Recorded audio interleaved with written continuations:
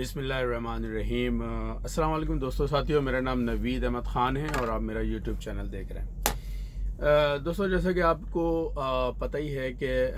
اسرائیلیوں نے جو ہے وہ اسرائیل نے جو ہے فلسطینیوں کے اوپر جو ظلم کیا ہے، جو بربریت کی ہے، اور وہ بھی خاص رمضان میں، اور نہ صرف رمضان میں بلکہ رمضان کی جو طاق رات تھی اور جمعے کا دن تھا، اس ٹائم پہ جو ہے جو ہزاروں فلسطینی جو ہے مسجد اقصی میں اپنی عبادت کرنے کے لیے آئے، اور ان کے اوپر جو ہے وہ اسرائیل نے اٹیک کیا اور ان کے نہتے مسلمانوں کے اوپر جو ہے وہ ظلم کیا، اور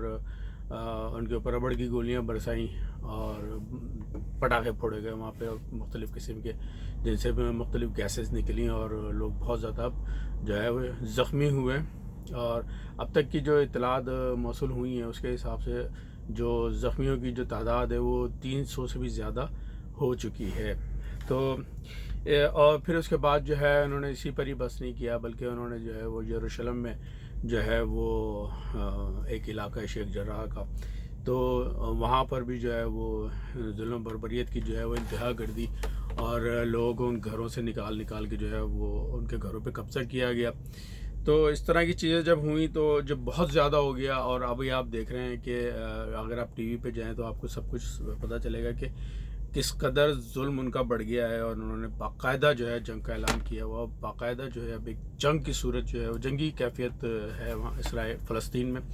جو کہ اسرائیلیوں کی طرف سے مسلط کی گئی ہے۔ تو اس سلسلے میں جو ہے اپنا جو حماس نے بھی جو ہے وہ اسرائیل پہ راکٹوں سے فائر کیے ہیں، اور اسرائیل کا بہت بڑا نقصان بھی ہوا ہے۔ اور یہ بھی میں آپ کو بتاؤں گا، اور یہ بھی میں بتاؤں گا کہ وہاں پہ جو ہے پاک فوج کے حق میں بھی جو ہے وہ نعرے لگے جا رہے ہیں، اور پاک فوج کو بلایا جا رہا ہے۔ اور طیب اردگان صاحب جو ہیں ان کا بھی ایک اسٹیٹمنٹ آ گیا بڑا زبردست قسم کا، وہی میں آپ کو پڑھ کے بتاؤں گا۔ تو طیب اردگان جو ہیں انہوں نے ایک اسٹیٹمنٹ دیا ہے جو کہ ایک طرح سے ایک جنگ کا اعلان ہے، اور ان کا اسٹیٹمنٹ میں آپ کو پڑھ کے بتا دیتا ہوں کہ ہم فلسطینیوں کو اپنے گھروں سے بے دخل کرنے والے اسرائیل کو براہ راست یا بالواسطہ ہر قسم کے دباؤ کے خاتمے کا انتظار کر رہے ہیں۔ ایکچولی یہ تھوڑا سا ٹرانسلیٹ کرنے میں تھوڑا سا آگے پیچھے ہو گیا۔ اور بصورت دیگر ظالموں کو ان کے اصل انجام تک پہنچانے کے لیے ہر قسم کا حربہ آزمائیں گے، ہر قسم کی کوششیں کریں گے۔ اللہ مظلوموں اور ستم رسیدہ لوگوں کا سب سے بڑا ساتھی ہے۔ تو بیسیکلی اس میں طیب اردگان صاحب جو ہیں وہ یہ کہہ رہے ہیں کہ ہم اب اسرائیل کو روکنے کے لیے یا اس کو سمجھانے یا اس کو سبق سکھانے کے لیے اب ہر حربہ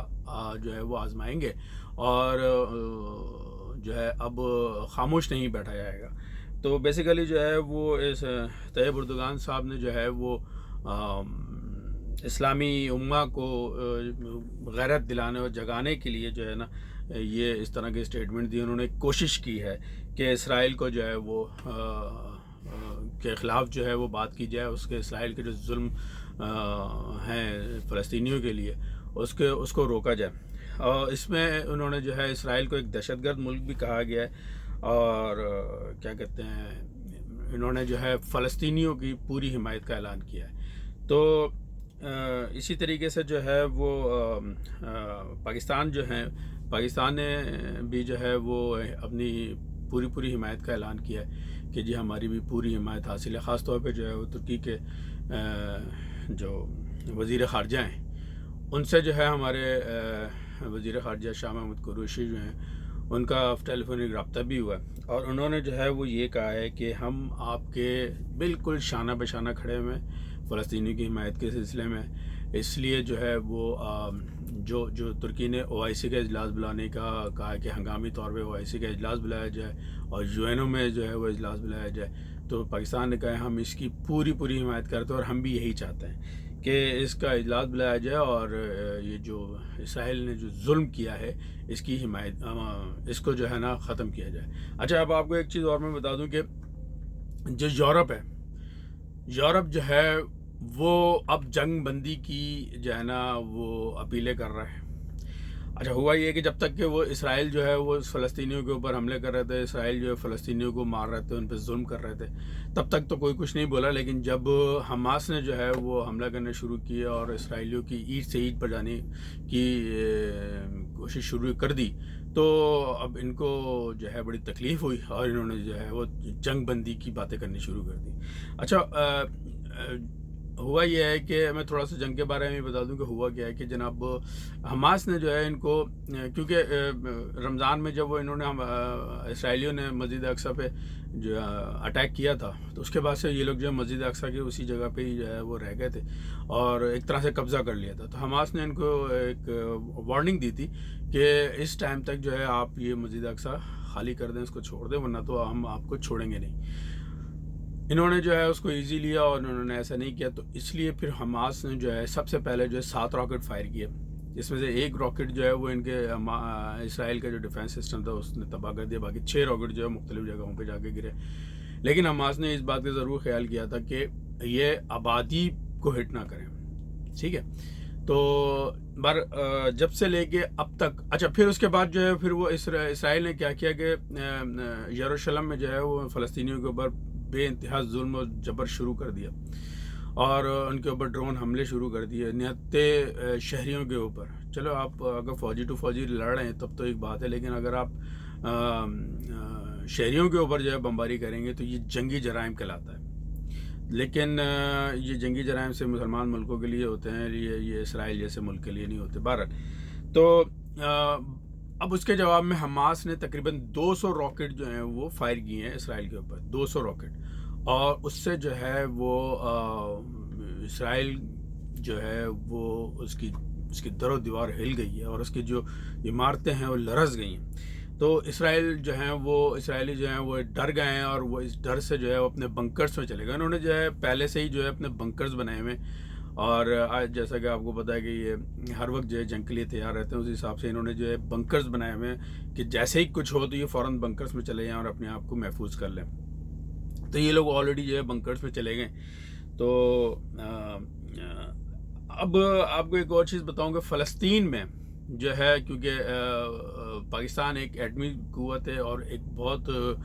مانی ہوئی جو ہے جانی مانی جو ہے وہ فوجی طاقت بھی ہے. بھلے سے پاکستان کی اکانومی اچھی نہیں ہے، لیکن یہ ہے کہ فوجی اعتبار سے پاکستان ایک تگڑا ملک ہے. تو وہاں پہ جو ہے فلسطینیوں نے جو ہے وہ پاک فوج کے لیے نعرے لگائے ہیں. نعروں کی شکل میں انہوں نے جو ہے پاک فوج کو بلایا ہے اور وہ میں آپ کو پڑھ کے بتا دیتا ہوں. اس کا مطلب اس طریقے سے انہوں نے کیا ہے کہ اے پاکستان کی آرمی قرآن کی خاطر اب آ جاؤ. 1 کروڑوں مسلمانوں کی سرزمین اپنے مذہب کو بچانے کے لیے اب تو آ جاؤ، مسجد اقصی بلا رہی ہے. تو یہ ان کے نعرے تھے فلسطینیوں کے، اور وہ جو ہیں پاکستان کو بلا رہے ہیں. تو اسی سلسلے میں جیسے میں نے آپ کو بتایا کہ پاکستان نے بھی مثبت جواب دیا ہے اور پاکستان نے بھی جو ہے وہ فلسطینیوں کی حمایت میں جو ہے وہ یہ کہا ہے کہ ہم آپ کے ساتھ ہیں اور ہم